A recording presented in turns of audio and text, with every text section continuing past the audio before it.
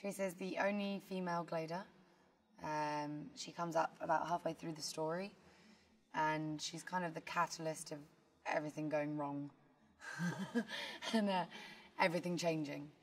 She comes up with a message that says she's the last one ever, and that sends the camp into, dismay.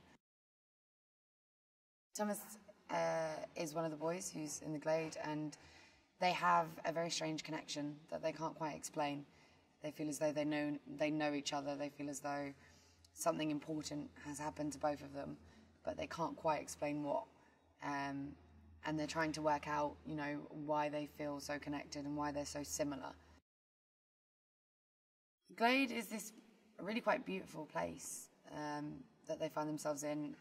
It's a beautiful field, has some forest, and they've built a community, they've built a home there. And beyond the walls is the maze, and their escape, also they think, also they believe.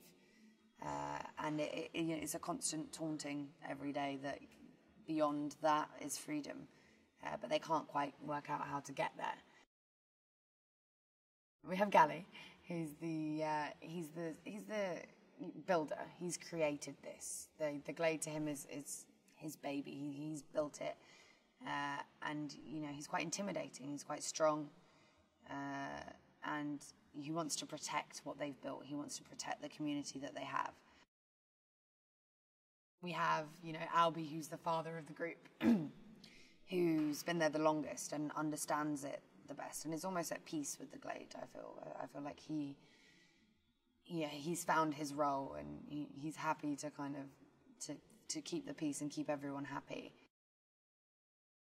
Minho is the leader of the runners, the very fit, very sort of athletic person who spent the last 3 years trying to find a way out. And he's kind of very affected by it. I think he's seen the worst of it.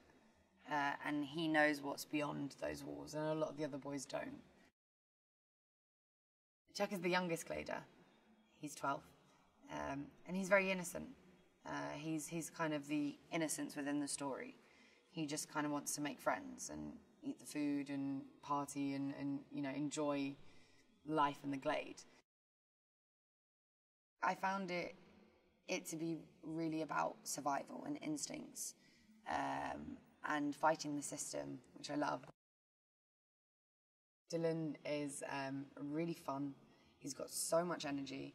He's constantly doing impressions and being silly and messing around, and then when it comes to the actual take, he's 100% focused and he's 100% professional. Wes is, for me, one of the most interesting directors I've worked with. I love working with first-time directors. This is his first feature. I found that great. I thought that was so exciting, especially with a film of this scale.